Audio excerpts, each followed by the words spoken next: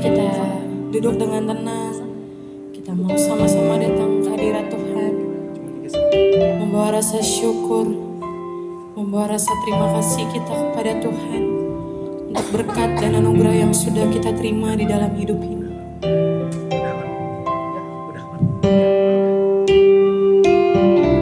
Mari Bapak Ibu dan Saudara, kita sama-sama naikkan pujian ini dengan kesungguhan hati. Bahwa Engkau sungguh baik Bapa di dalam hidup kami.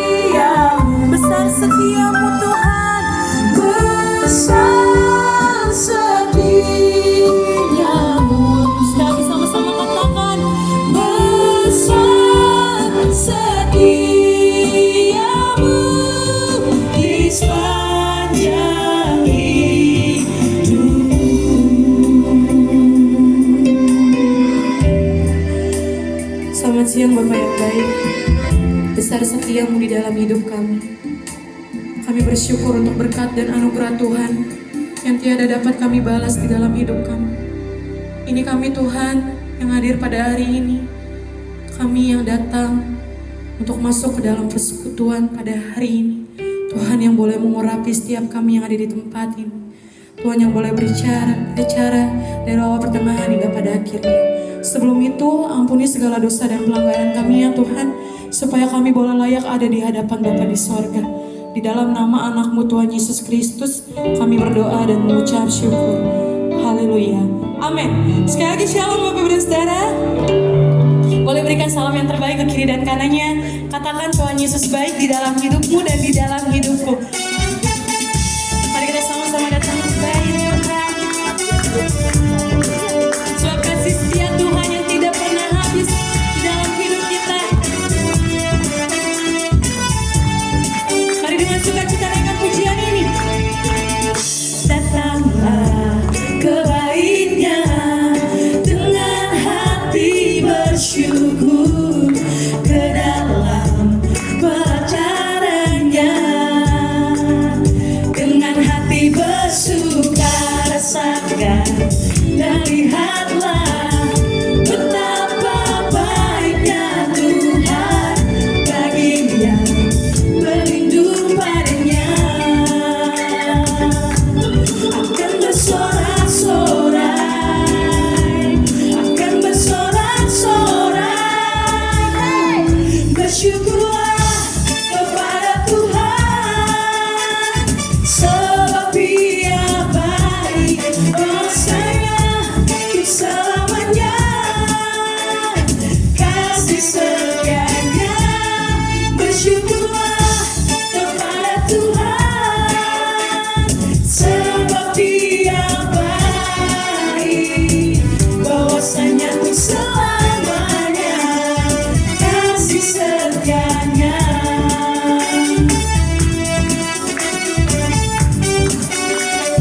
Mari jemaat Tuhan dengan sukacita katakan, datanglah ke baitnya dengan hati bersyukur, ke dalam pelatarannya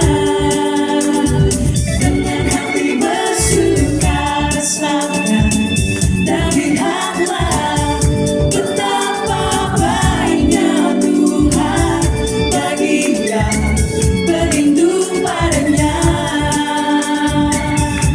Akan bersorak-sorai, akan bersorak-sorai, bersyukurlah kepada Tuhan, sebab Dia baik, bahwasanya untuk selamanya kasih setianya. Bersyukurlah kepada Tuhan, sebab Dia baik, bahwasanya untuk selamanya kasih setianya. Mari jemaat Tuhan katakan, bersyukurlah kepada Tuhan, sebab Dia baik, bahwasanya untuk selamanya kasih setianya. Bersyukurlah kepada Tuhan, sebab Dia baik, bahwasanya untuk selamanya kasih setianya. Bahwasanya untuk selamanya, bahwasanya untuk selamanya. Sekali sama-sama, bahwasanya untuk selamanya kasih setianya. Beri kemuliaan bagi Bapak di surga, Bapak dan Saudara. Masih semangat? Dipersilakan duduk kembali. Kita akan masuk ke dalam pemberitaan firman Tuhan. Mari teduhkan hatimu. Mari tenangkan hatimu. Apapun musim di dalam kehidupan kita pada hari ini, serahkan semuanya ke Tuhan. Dan sekali Yesus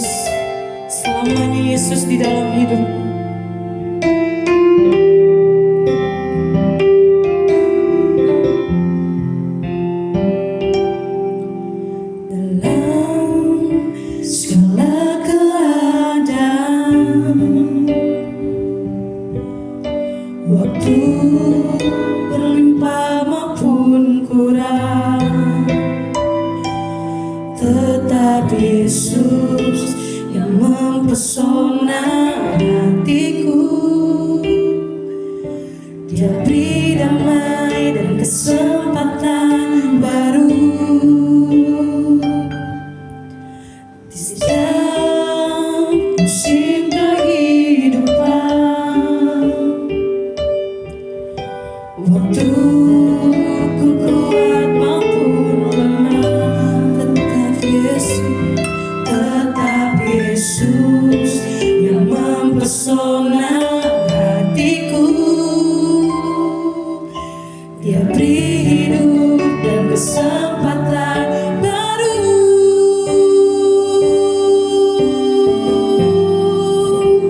Sekali Yesus, selamanya Yesus. Harapanku takkan hilang karena kasih-Nya. Sekarang ku ada, oh Yesusku, ku cinta Kau selamanya. Di setiap musim kehidupan, maupun kita kuat maupun kita lemah, tetap Yesus di dalam hati kita. Di setiap musim kehidupan,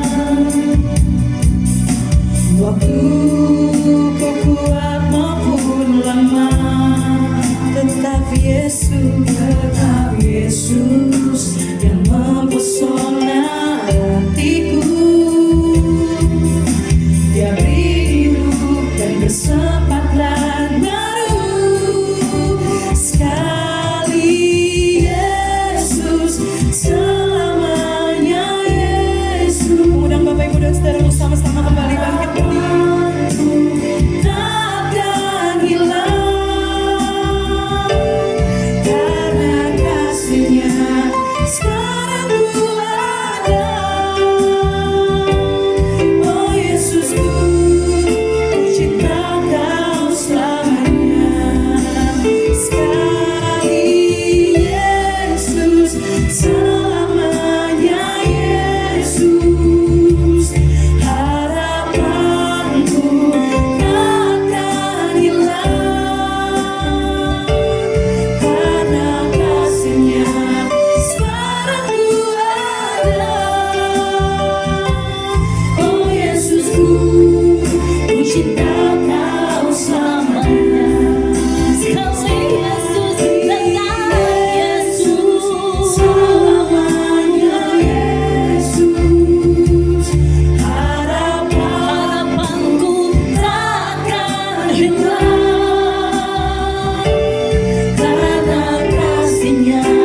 Sekarang ku ada, oh Yesusku, ku cinta Kau selamanya. Oh Yesus kami, Yesusku, ku cinta Kau selamanya. Oh Yesus kami, oh Yesusku, ku cinta Kau selamanya.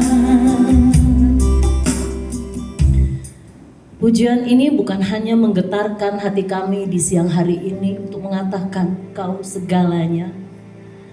Oh Yesusku, ku cinta Kau selamanya. Menjadi pertanyaan kami pada siang hari ini. Sungguhkah kami benar-benar mencintai Engkau?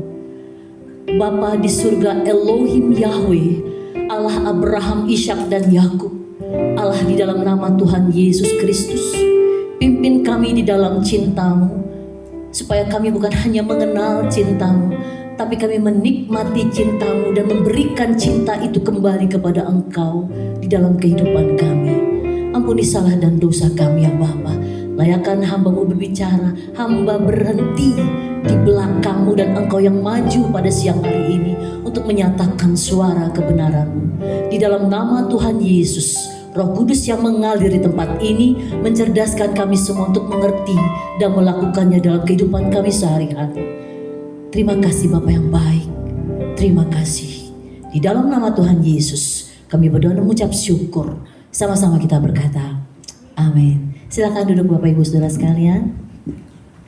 Terima kasih tim pemuji untuk pujiannya pada siang hari ini. Apa kabar Bapak Ibu? Luar biasa, lama tak ketemu ya. Udah berapa bulan ya, terakhir mungkin awal-awal bulan ya. Ya ada Bu Meme. Terima kasih kepada pengurus yang kembali mengundang kami untuk bisa berada lagi di sini, gitu ya. Mungkin Bapak Ibu izin menyampaikan juga bahwa per Juni kemarin saya tidak bergabung lagi di MNC Group. Untuk itu saya mengucapkan terima kasih kepada pengurus yang sudah mengundang kembali saya untuk ada di tempat ini. Saat ini saya ada di salah satu BUMN dan kabur sebentar untuk ketemu dengan Bapak Ibu untuk bisa membagikan firman Tuhan pada siang hari ini. Bapak Ibu, mari kita membuka kebenaran firman Tuhan pada siang hari ini. Diambil dari Yohanes yang Lukas dulu ya. Kita baca Lukas dulu, Lukas yang kelima. Saya akan bacakan bagi Bapak Ibu Saudara sekalian. Dari ayat 1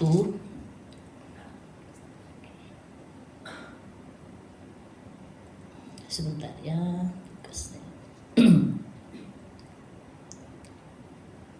Oke, mohon maaf, Lukas 5 dari ayat yang ke-17 sampai dengan yang ke-20. Ya, sampai ayat yang ke-20 ya. Boleh disampaikan di media. Lukas yang kelima ayat 17 sampai yang ke-20. Kebenaran firman Tuhan pada siang hari ini. Demikian firman Tuhan. Orang lumpuh dipulihkan. Pada suatu hari ketika Yesus mengajar, ada beberapa orang Farisi dan pengajar hukum Taurat duduk di situ. Mereka datang dari semua desa di Galilea dan Yudea dan dari Yerusalem. Kuasa Tuhan menyertai dia sehingga ia dapat menyembuhkan. Yesus mengajar, kuasa Tuhan menyertai dia. Ini tulisan Alkitab ya Bapak Ibu. Ya, kita ulang ya. Pada satu hari ketika Yesus mengajar, ada beberapa orang Farisi dan pengajar hukum Taurat duduk di situ. Mereka datang dari semua desa di Galilea dan Yudea dan dari Yerusalem. Kuasa Tuhan menyertai dia. D-nya besar. Berarti siapa? Yesus. Kuasa Tuhan menyertai dia. Sehingga ia dapat menyembuhkan. Lalu datanglah beberapa orang mengusung seorang lumpuh di atas pembaringan. Mereka berusaha membawa dia masuk dan meletakkannya di hadapan Yesus. Karena mereka tidak menemukan jalan untuk membawanya masuk karena orang banyak itu. Naiklah mereka ke atap rumah lalu membuka genteng dan menurunkan orang itu bersama pembaringannya ke tengah-tengah orang banyak tepat di depan Yesus. Ketika Yesus melihat iman mereka, berkatalah ia, "Hai saudara, dosa-dosamu sudah diampuni." Demikianlah kebenaran firman Tuhan. Berbahagialah kita yang mendengar dan melakukannya di dalam kehidupan sehari-hari. Bapak Ibu dikasih Tuhan Yesus Kristus, Yesus yang disertai oleh Tuhan. Kalimatnya saya bikin pasif ya. Tadi kan aktif ya. Kuasa Tuhan menyertai dia. Saya akan buatkan yang pasifnya sekarang. Dia itu adalah Yesus disertai oleh kuasanya Tuhan sehingga ia bisa menyembuhkan. Dan ini ditunjukkan atau di show off kan di hadapan para pengajar hukum Taurat dan kaum Farisi saat itu. Yang menariknya, Bapa di surga membuat satu demonstrasi ilahi untuk menunjukkan kuasa yang ada di dalam Yesus yang berasal dari Bapa, di mana kuasa itu berbicara tentang hal-hal yang tidak dipikirkan oleh manusia. Jauh yang dipikirkan oleh manusia. Bapak Ibu dikasih Tuhan Yesus Kristus, ketika Yesus sudah mulai membuka media penyembuhan atau media pengajaran di hadapan orang banyak, ternyata rumah itu penuh sesak. Saya membayangkan ruangan ini aja lah ya.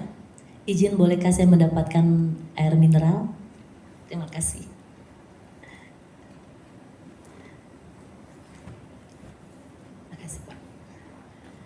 Saya membayangkan rumah yang penuh sesak, pasti tidak ada kesempatan lagi orang untuk masuk dari pintu itu.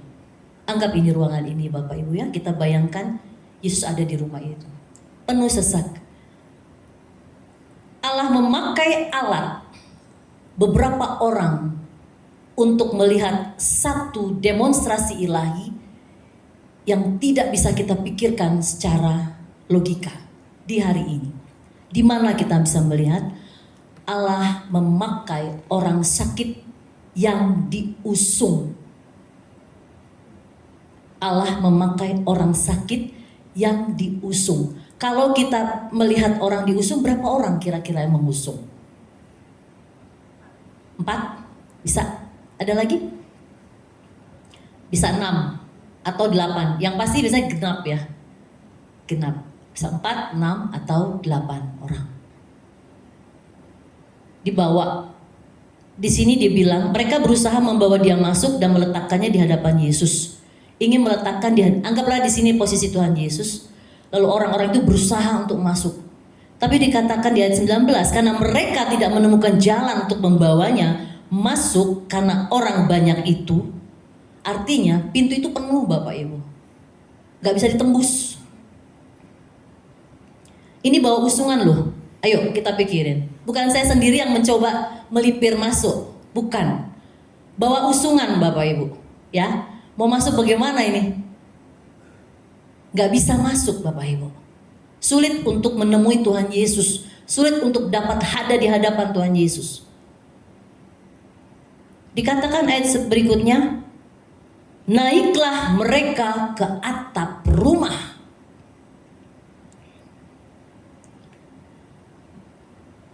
Bapak Ibu, Saudara, bawa usungan. Kalau saya naik sendiri mungkin bisa saya sakit. Ini orangnya nggak bisa, terus diusung. Mereka semua itu naik ke atas Bapak Ibu. Bagaimana caranya? Bisa dibayangkan nggak itu? Ini kadang-kadang kita nggak mikirin loh. It's not easy ya Pak Denny. Nggak gampang ya Pak. Susah. Bawa usungan loh Bapak Ibu. Di sana belum ada katrol tangga hidrolik, nggak ada, belum ada. How can? Gimana bisa mereka naik? Di sini nggak diceritain sih cara naiknya. Di sini cuma dibilang naiklah mereka ke atap rumah lalu membuka genteng. Artinya mereka berhasil naik ke atas.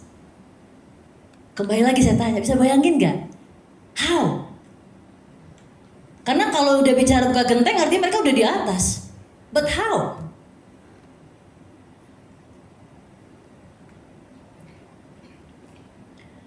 Yang menakjubkan lagi kalimat berikutnya, dan menurunkan orang itu bersama pembaringannya di tengah-tengah orang banyak tepat di depan Tuhan Yesus. Kok bisa? Kan gak kelihatan orang banyak, tembus saja di jalan pintunya gak bisa toh. Bagaimana tahu Tuhan Yesus ada di tengah? Ini kalimat ini coba ditelaah. Penuh, gak bisa lihat, orang itu banyak. Setahu saya rumah-rumah bangsa Israel itu nggak banyak jendela, betul ya? Bulat-bulat begitu aja, udah 1-2 mungkin. Penuh, mana Tuhan Yesus nggak kelihatan. Terus bisa ngukur-ngukur atapnya kira-kira di mana Tuhan Yesus itu? Ini kalimat, saya yakin penulis ini tidak menulis asal-asalan ini, atau cuma sekedar menulis.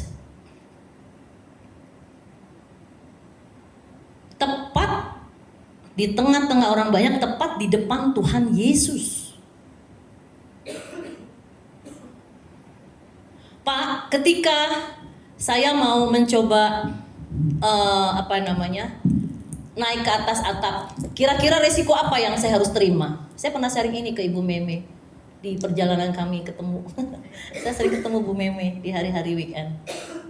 Kira-kira resiko apa kalau kita naik ke atap tanpa tangga Bapak? Saya nggak tahu tangga ada apa enggak hari itu. Saya nggak pernah lihat zaman dulu ada tangga. Saya juga nggak pernah lihat Tuhan Yesus benerin genteng.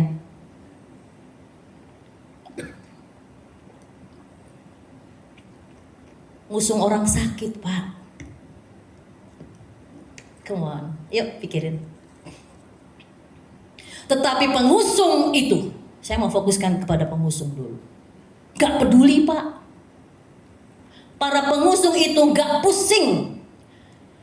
Resiko yang harus mereka terima ada 3, Bapak Ibu. Pertama, kaki patah. Kalau zaman sekarang bisa pakai titanium kayak saya, dengkul saya. Zaman dulu gimana kalau kaki patah? Peclok. Seumur hidup dia kan cacat. Kedua, geger otak. Zaman dulu geger otak sulit untuk disembuhkan. Bisa-bisa nggak lama kemudian meninggal. Atau langsung mati, yang ketiga. Resikonya maut. Naik ke atas genteng ngusung orang sakit, Bu. Pak. Teman-teman. Ya, pikirkan itu. Naik ke atas.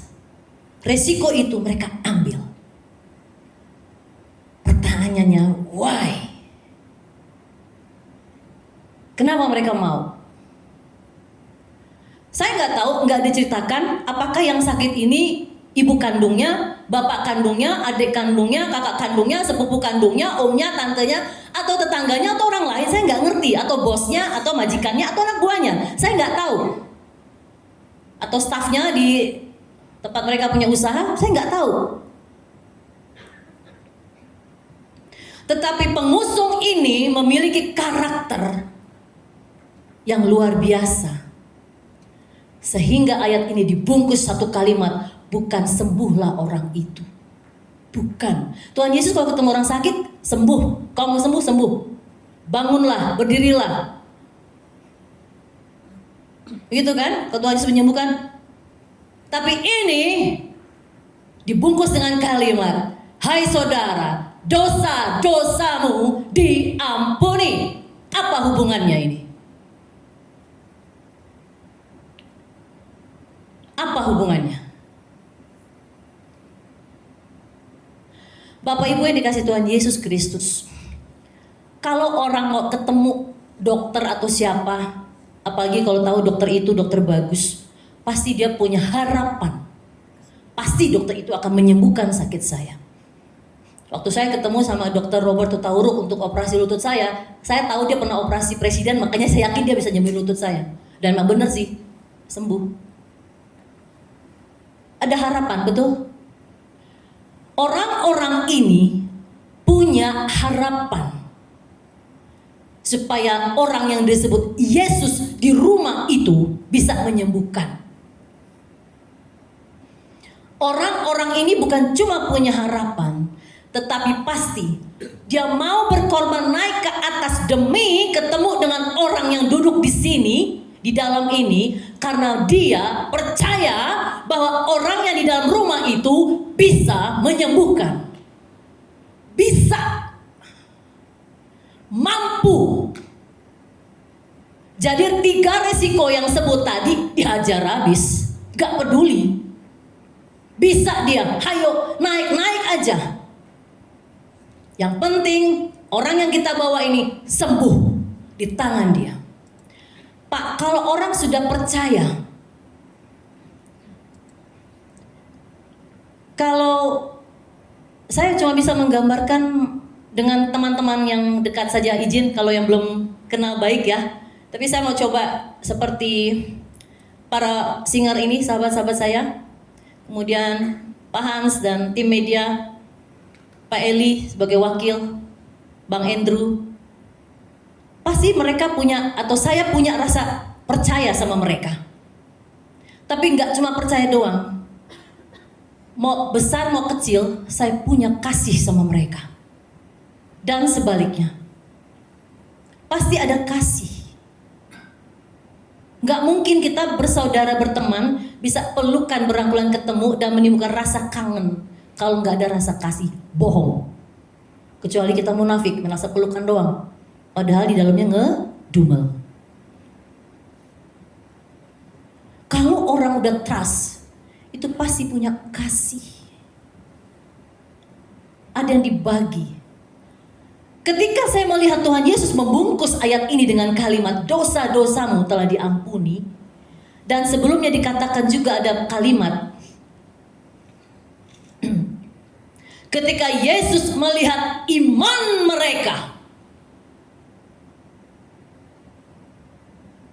Melihat apa?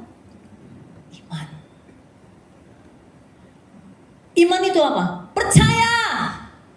Gak ada hambatan percayanya. 100%. The one and only. I trust you God. I trust you Jesus.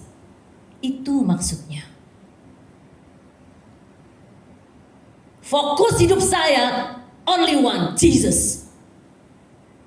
Itu maksudnya. Gak abal-abal Pak imannya. Loh, dibuktikan dia berani mati dengan 3 resiko yang saya sebut tadi. Lah ini siapa ini? Dia percaya yang di dalam itu pribadi yang bisa dipercaya. Kalau saya menerjemahkan prosesnya, bukan cuma percaya, but I love him. Saya mengasihi orang yang di sana. Saya percaya sama yang di sana, orang yang di dalam itu. Itu yang terjadi, Bapak Ibu. Kalau Anda mengatakan Anda punya iman sama Yesus, tapi Bapak Ibu dan saya nggak ngerti caranya bagaimana mempraktikkan iman itu, atau bagaimana caranya saya mengasihi Tuhan kita, pertanyakan iman Bapak Ibu, ada yang salah. Kalau nggak tahu caranya mengasihi Tuhan, ada yang salah sama kita. Hubungan kita sama Bapa ada yang salah. Saya berani katakan itu. Kenapa? Orang yang mencintai Tuhan tahu caranya untuk mencintai Bapaknya. Tahu caranya untuk membuat iman yang kuat dan kokoh. Membentuk iman itu, dia ngerti caranya. Apa caranya? Bertahan dalam badai apapun. Bertahan di dalam keadaan apapun. Loh, orang ini 3 resiko itulah contoh. Kenapa saya sebutkan? Itu kita alami Bapak Ibu. Saat kita mau bertemu dengan Tuhan, yang katanya kita beriman kepada Dia, mengaku sebagai Tuhan dan Juru Selamat, dan kita mencintai Dia penuh, sepenuh-penuhnya sama Dia, ada resiko Pak. Keplecok kaki, geger otak, atau mati. Cuma 3 di sini. Tapi dalam hidup kita, dipermalukan, difitnah, jabatan diambil, diinjak kepala sama atasan, atau bawahannya kurang ajar. Itu resikonya kalau kita mau naik ke atap. Bapak Ibu yang dikasih Tuhan Yesus Kristus, sama. Di sini dituntut menunjukkan iman kita itu kepada Tuhan. Ketika hak kita diambil, yang seharusnya kita dapat tapi nggak diberikan, bertahun-tahun hak kita nggak dikasih. Terus pikiran kita cuma di situ aja, mikirin itu aja. Sedikit demi sedikit kedengkian timbul, itu berlapis Bapak Ibu dan membentuk kerak kejahatan dan kebencian. Tapi kalau kita punya iman kepada Yesus, ketika kita dirugikan oleh orang lain, biarkan saja. Fokus on Him. Kita hanya punya Dia. Gak apa-apa, yang penting jangan lepas tangan ya Tuhan Yesus. Gak apa-apa, itu hak lu loh, itu gak boleh, itu jahat tuh orang-orang Mesir loh. Biarin. Gak apa-apa. Bapak Ibu saya mau kasih tahu, Anda diambil berkatmu oleh orang lain, Tuhan sanggup memberi berkat berlipat-lipat kali ganda, lebih daripada orang yang ambil itu. Percayalah, Tuhan kita kaya dan tidak tuli. Kalau kita tetap dendam, memendam kemarahan, gila ini kan jabatan mestinya punya gue nih, kenapa jadi dia yang naik ya, kurang ajar. Di dalam keseharian kerja kita berpengaruh dengan kebencian terhadap orang itu, atau dengan atasan yang sudah mengangkat orang itu, kita benci, kita dendam. Saya mau katakan, Anda gak tahu caranya mencintai Tuhan. Salah kekristenan Anda. Berhenti hari ini. Amin. Lepas. Kalau Anda merasa pekerjaan Anda gak nyaman, jangan berpikir bahwa itu adalah penderitaan. Pernahkah kita berpikir itu ladang kita untuk bertemu dengan Tuhan? Kenapa gak berpikir keadaan yang gak enak itu kesempatan spiritual life kita dibentuk sama Tuhan persis seperti yang Tuhan mau. Kenapa gak berpikir itu? Saya udah bilang di depan, Bapak gak buta. Berkat berlimpah akan tercurah. Iya. Ada waktunya. Saya saksi hidup. Saya nggak pernah berpikir anak tuli saya mau jadi apa. Ketika mendidik dia setengah mati, saya nggak tahu jadinya apa.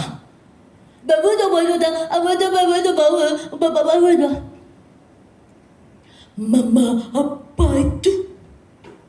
Sekarang, where are you mama, I love you honey. Satu-satunya anak laki-laki yang manggil ibunya honey itu anak saya, Bapak Ibu. Saya boleh sombong. Coba tanya di rumah, anak laki-laki pernah manggil honey nggak mama? Bu, dipanggil honey nggak sama anak ibu? Kagak. Senyum dia bilang enggak berani.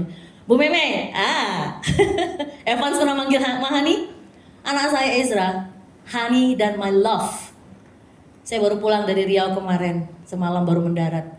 4 hari saya di sana, Senin sampai Kamis. Setiap hari anak saya bilang, I miss you mami. Honey, where are you? Are you in the garden? Karena saya kelapa sawit kebetulan usahanya. Coba lihat kelapa sawit. Pengen membuktikan benar nggak mamanya tuh ada kelapa sawit.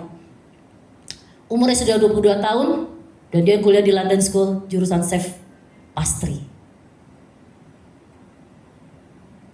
Mungkin nggak saya berpikir 22 kurang 10, 12 tahun atau 10 tahun yang lalu anak saya akan ada di kuliah di sana. Nggak kepikir Pak. Saya nggak mau berkubang di dalam, ini penderitaan saya punya anak tuli ya. Enggak gitu hidup itu. Yesus gak ngajarin gitu. Ketika kita mendapatkan sesuatu yang gak enak, ini gak enak loh pengusung ini bawa orang itu. Ada orang banyak kayak gak ada jalan keluar seperti hidup kita saat ini. Gak ada lagi lowongan pekerjaan saya. Mentok di sini aja. Betul gak? Saya pernah ada di situ Bapak Ibu, bukan yang gak pernah. Lah umur saya 54, tahun depan saya pensiun. Saya gak berpikir mau kerja lagi. Yang saya mau katakan bukan itunya. Yang ingin Tuhan katakan hari ini adalah, jadikan keadaan tidak enak kita hari ini bukan sesuatu yang membuat kita merasa kita paling malang dan ini adalah penderitaan. Bukan. Pengusung ini gak berpikir orang banyak itu menjadi penghalang buat dia bertemu dengan Tuhan Yesus.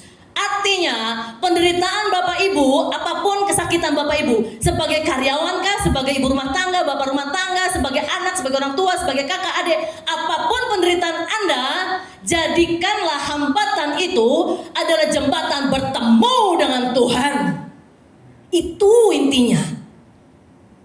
Cari Tuhan. Dikasih menderita, gak bisa ngapa-ngapain, pekerjaan cuma ini aja, waktunya jadi banyak, ya baca Alkitabnya.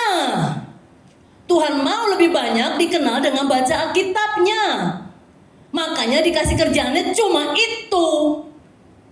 Supaya apa? Bertemu dengan Tuhan. Amin. Itu mindset kita ketika mendapatkan problem. Saya bicara di kantor, karena ini kantor.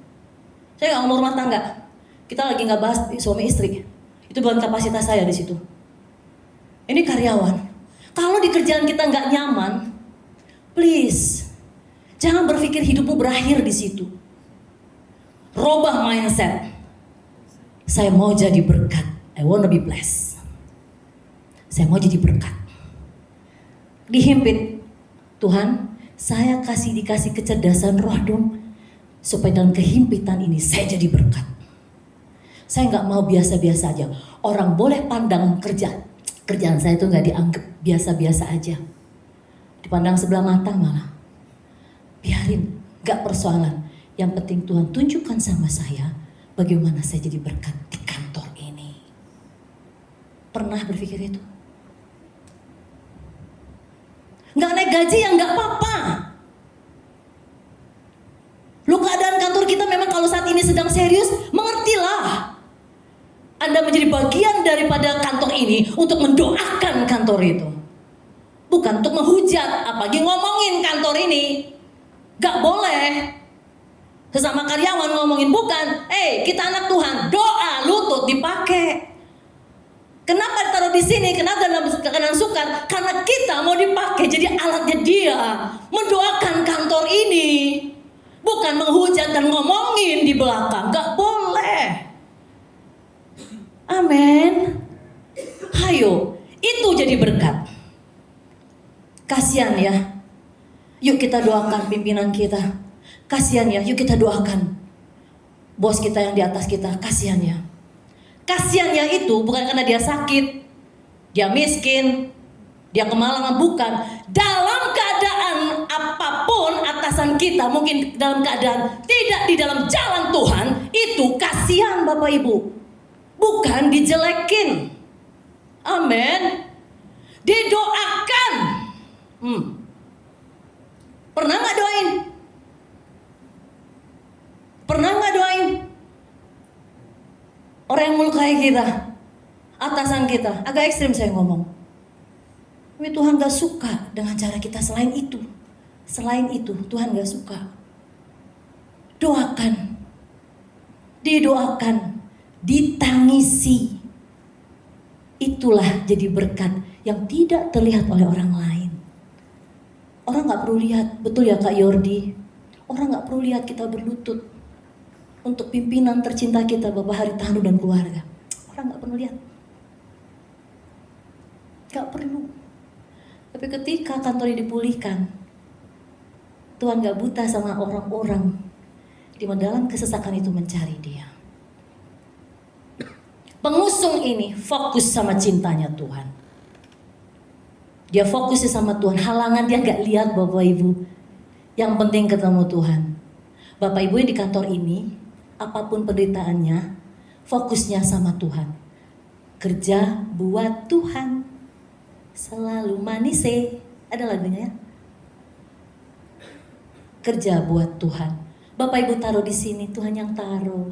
Iya Bapak Ibu ngelamar, iya Bapak Ibu kuliah, sekolah sampai pintar, ya, sampai hebat, S2, S1, S3 mungkin. Terus diterima di MNC. Jangan salah, campur tangan Tuhan keras di situ, bukan milik kita. Jadi jangan merasa hebat. Tuhan yang taruh Bapak Ibu. Untuk apa? Bagian berkat kantor ini. Bukan kita terima gaji diberkati saja, mindsetnya dirubah. Saya harus menjadi berkat buat tempat ini. Amin. Amin. Kok berat aminnya? Emang berat sih. Saya nggak bisa bilang iya. Tapi saya harus ngomong. Kalau nggak saya salah, saya harus ngomong. We have to. Kenapa? Itulah anak Kristus. Laskar Kristus. Anaknya Bapa. Pengusung itu masuk ke dalam. Tidak bisa dia cari jalan keluar untuk mendapatkan Yesus. Kalau pekerjaan kita begitu rumitnya, jadikan kerumitan itu untuk mencari Tuhan. Dan pada akhirnya dia bisa datang tepat di depan Tuhan Yesus. Imannya, percayanya, cintanya kepada Tuhan Yesus membuat ia bisa ada di depan Tuhan Yesus persis. Di depannya Tuhan Yesus. Yang hebatnya, imannya bukan hanya bisa menyembuhkan orang yang diusung, tetapi imannya menyelamatkan jiwa. Bukan karena dia sembuh dari sakit, tapi dia dipulihkan menjadi jiwa yang diselamatkan oleh Bapa di sorga. Dari mana kita tahu?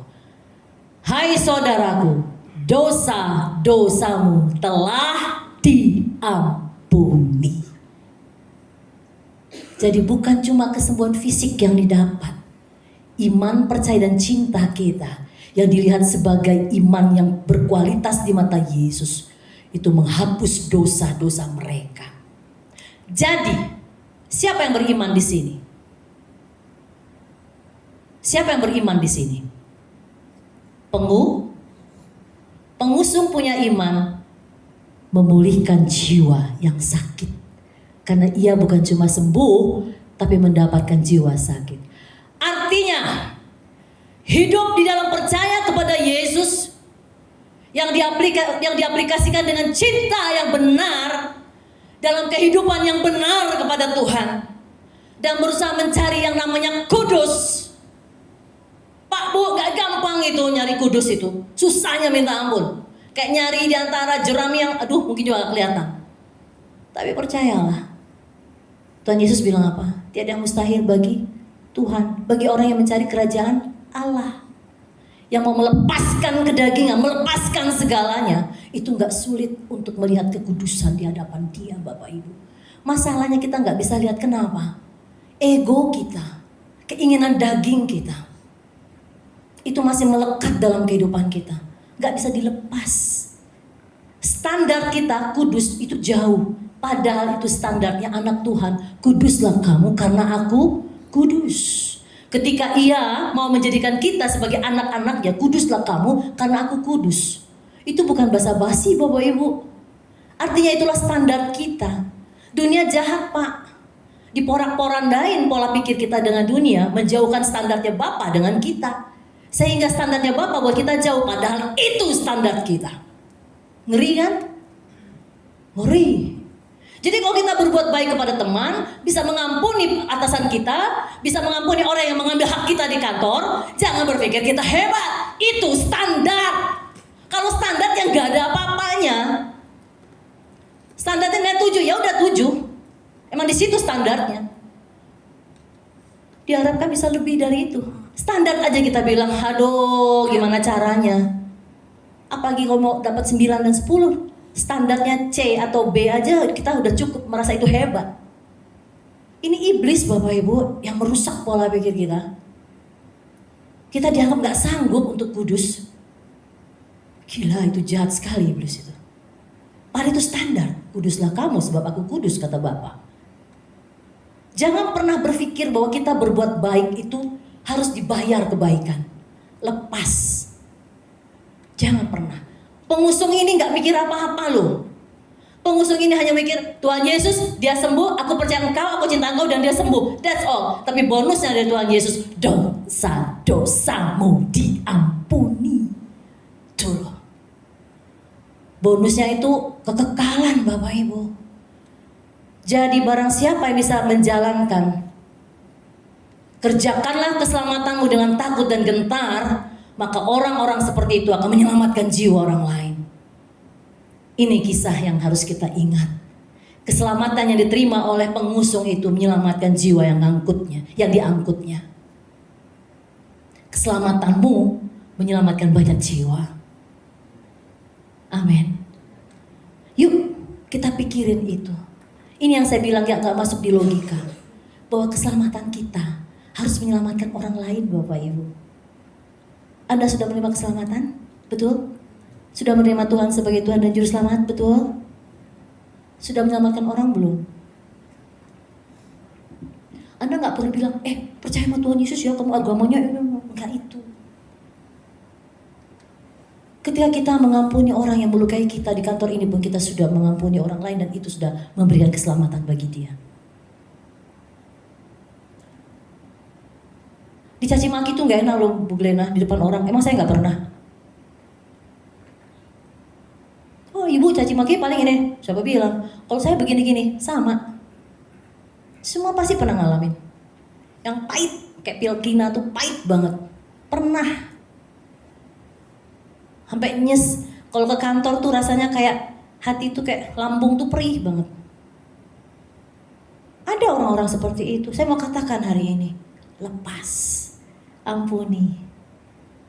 Minta ampun terlebih dahulu sebelum kita mengampuni orang lain. Jangan merasa kita lebih benar dari orang lain. Orang itu salah, saya gak salah. No. Datang pada Tuhan. Minta ampun sama Tuhan. Tuhan aku salah. Mungkin jangan-jangan memang benar aku yang salah. Tapi aku gak tahu. Celikan mata batinku. Aku mengampuni orang yang melukai aku. Mulai hari aku akan kerja dengan hati yang baru. Jiwa yang baru. Spirit yang baru. Iman yang baru. Roh yang baru. Buat Tuhan Yesus aja.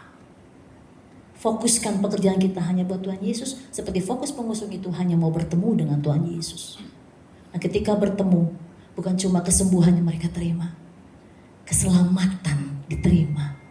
Bagikan keselamatan Bapak Ibu seperti pengusung ini. Bagi setiap orang-orang di sekitar kita. Jadilah pengusung orang sakit. Yang bukan hanya memberikan kesembuhan secara fisik. memberi makan. Mungkin ada Bapak Ibu suka memberi bantuan kepada saudara, pada teman. Tapi jadilah penyembuh dan penyelamat jiwa bagi kekekalan. Amin. Saya mau undang pemusik, boleh maju ke depan. Over ya. Biasanya ada begini, yang suka begini-begini. Hari ini gak ada, saya takut kebablasan. Kalau ngomong suka 5 jam. Pas waktunya? Pas ya, oke. Baik, saya mengundang Bapak Ibu untuk bangkit berdiri.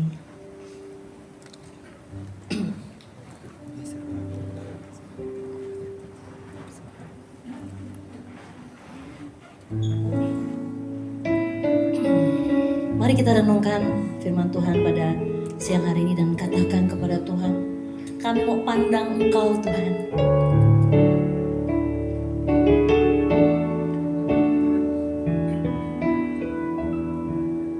Ku pandang wajah-Mu dan berseru, pertolonganku datang dari-Mu. Peganglah tanganku, jangan lepaskan. Kaulah harapan dalam hidupku. Ku pandang wajah-Mu dan berseru, pertolonganku datang dari-Mu. Peganglah tanganku,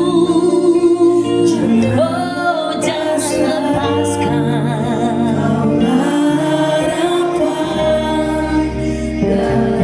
Kembali katakan dengan iman pujian ini. Haleluya. Ku pandang wajah-Mu dan berseru, pertolonganku datang dari-Mu. Peganglah tanganku, jangan lepaskan. Kaulah harapan dalam hidupku. Ku pandang wajah Tuhan. Oh haleluya, haleluya. Pertolongan kami dari saja Bapa. Pegang tangan kami, jangan lepaskan Bapa. Kaulah harapan dalam hidupku. Cepat katakan, ku pandang wajah-Mu dan berseru, pertolonganku datang dari-Mu. Peganglah tanganku, jangan lepaskan Bapa. Kaulah harapan dalam hidupku. Kaulah harapan dalam hidup. Kaulah harapan kami Bapa.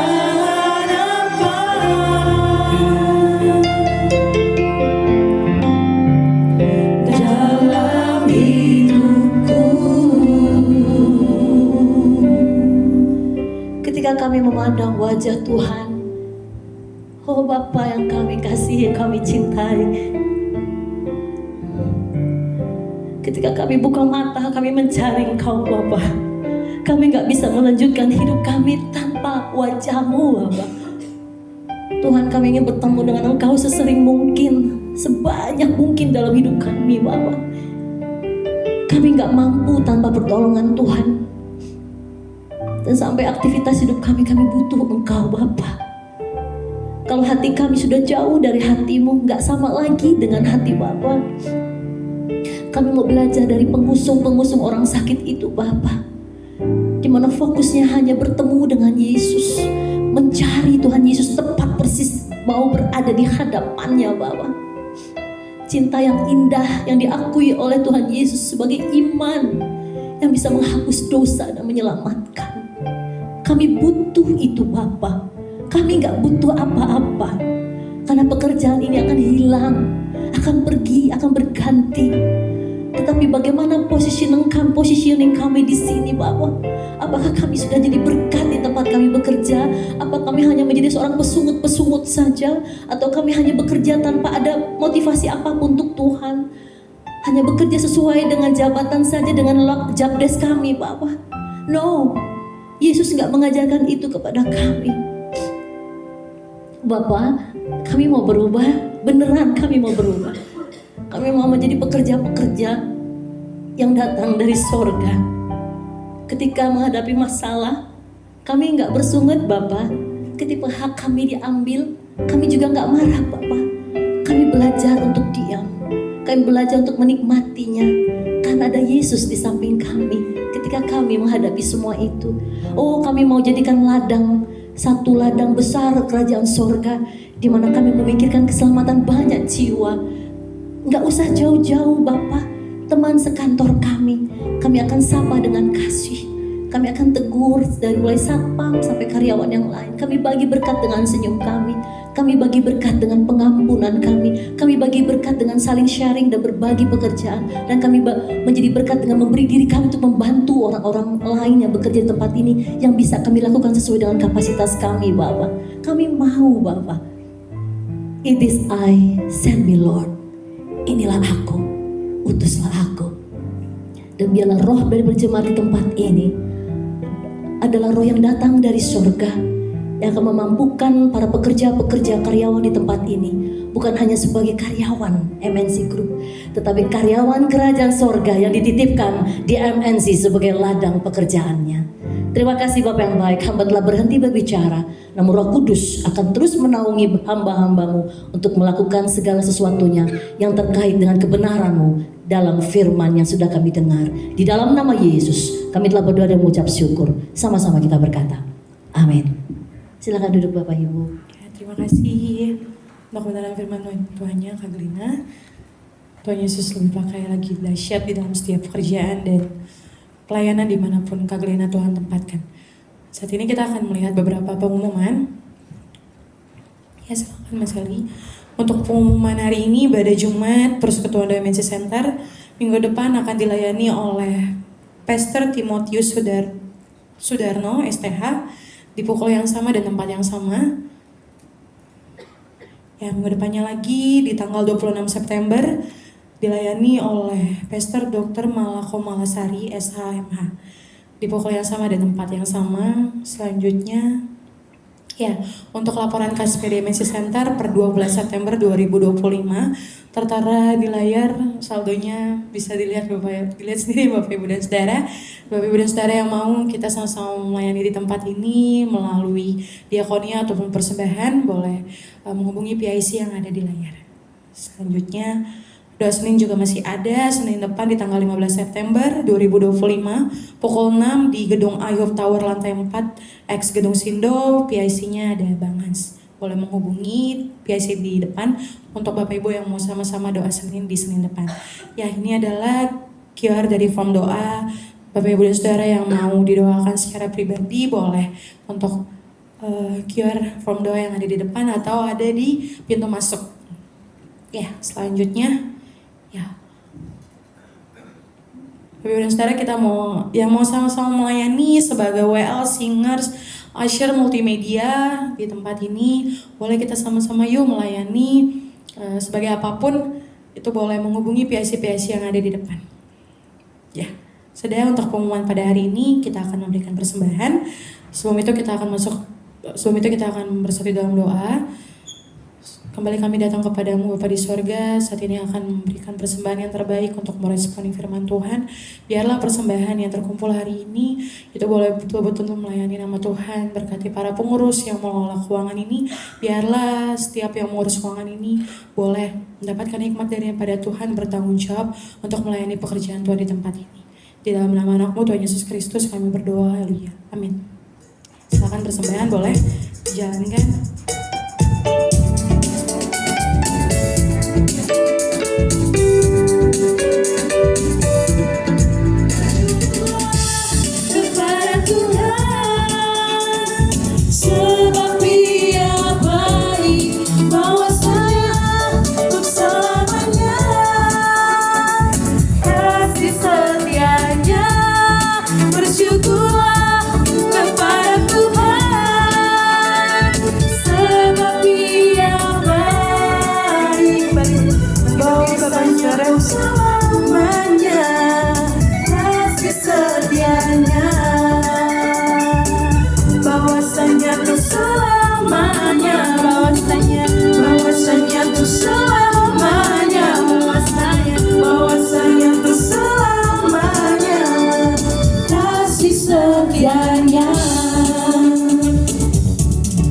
memberkati persembahan Bapak Ibu Saudara sekalian, mari kita berdoa sekaligus doa berkat pada siang hari ini. Terima kasih Tuhan kalau kami boleh diberikan kesempatan untuk memberi, dan terimalah Tuhan persembahan kami untuk kemuliaan-Mu. Dan biarlah apa yang menjadi rancangan dari pengurus PDAM Center untuk berkat yang tercurah ini boleh dipakai untuk melayani Tuhan lebih lagi. Dan pada akhirnya Bapa, kami mendoakan pimpinan MNC Group yang kami kasihi, Bapak Hari Tanu Sudibyo, Ibu Liliana Tanu Sudibyo, bersama dengan anak-anak, menantu, cucu, juga teristimewa Ibu Jessica Tanu Sudibyo sebagai pembina PDAMNC Center, Board of Director yang ada di MNC Group ini, baik media maupun non-media, seluruh karyawan, VP, GM, manager, supervisor, unit head, staff, senior, junior, sampai dengan yang terkecil, office boy, cleaning service. Kiranya mendapatkan kekuatan yang sama dari Elohim Yahweh, mendapatkan cinta yang datang dari sorga, mendapatkan karakter-Mu Tuhan Yesus, supaya mereka semuanya boleh mendapatkan hikmat untuk bekerja, memimpin, membimbing kami semua, supaya kami menjadi karyawan-karyawan yang takut akan Tuhan. Pimpin roh mereka Bapa, Kau pegang jiwa mereka Bapa, supaya jiwa itu menjadi jiwa yang manis di hadapan Tuhan, sehingga pemimpin-pemimpin kami boleh menelurkan keputusan-keputusan yang bukan hanya membesarkan, menjadikan berkat bagi MNC Group, tapi keputusan itu mendatangkan kerajaan sorga di MNC Group ini. Oh Bapa, kami mohon belas kasih-Mu Bapa, terjadilah. Kami mendoakan bagi pemimpin bangsa kami, Bapak Presiden, Wakil Presiden, jajaran menteri dan lainnya, sampai dengan pemimpin yang terendah. Urapan Allah juga ada bersama dengan para pemimpin kami, dan mampukan bisa memimpin negeri bangsa ini dengan cinta yang datang dari sorga, dengan kekuatan bala tentara Laskar Kristus yang akan memimpin setiap masyarakat Indonesia, bangsa Indonesia, untuk menjadi bangsa yang takut akan Tuhan. Bangsa yang bukan bangsa yang brutal, yang menginginkan kejahatan dan kekerasan, tapi menjadi bangsa yang lemah lembut, yang melihat segala sesuatunya dari sisi Allah. Oh Bapak, kami rindu Indonesia diberkati. Kami rindu Indonesia memiliki karakter Kristus. Kami rindu Indonesia ada dalam genggaman Roh Kudus. Bekerjalah Bapak melalui kami anak-anak-Mu yang ada di tempat ini. Mulai dari pekerjaan kami, tempat yang terkecil, dan rumah tangga kami. Ajar kami untuk memikirkan bagaimana setiap hari kami jadi berkat. Ajar kami enggak memikirkan masalah hidup kami sebagai tantangan ataupun rintangan atau hambatan kami untuk bertemu dengan Yesus. Karena kami tahu untuk bertemu dengan Yesus hati kami harus ikhlas. Bertemu dengan Yesus hati kami penuh damai. Bertemu dengan Tuhan Yesus tidak ada kebencian dan kedengkian. Tidak menyimpan kesalahan orang lain. Bertemu dengan Tuhan Yesus adalah kasih yang sama seperti Yesus berikan kepada kami. Maka kami pun akan memiliki kasih yang sama kepada Yesus, hingga kami akan bertemu dengan Yesus. Terima kasih Bapa. Biarlah ladang pekerjaan kami masing-masing dimanapun kami berada, itulah pelayanan kami yang sejati. Hamba telah berhenti berbicara, dan tiba saatnya kita mengakhiri ibadah kita pada siang hari ini. Dengan kasih Kristus Bapak Ibu Saudara, mari kita mengangkat kedua tangan kita. Kiranya damai sejahtera, sukacita yang datang dari sorga, pengajaran kebenaran yang telah dilakukan oleh Tuhan Yesus, karakternya menjadi teladan, menjadi milik bagian kita. Kecerdasan roh yang takut akan Tuhan, pandai dan cakap untuk memilah baik dan jahat, dan sangat menggemari kebenaran demi kebenaran, menjadi makanan kehidupan kita. Kehendak Allah menjadi makanan hidup kita untuk melakukan dan melaksanakan dan menyelesaikan pekerjaan dari Bapa melalui kuasa Roh Kudus, menjadi milik bagian kita. Mulai siang hari ini sampai Maranatha Tuhan Yesus datang kedua kali. Sama-sama kita berkata,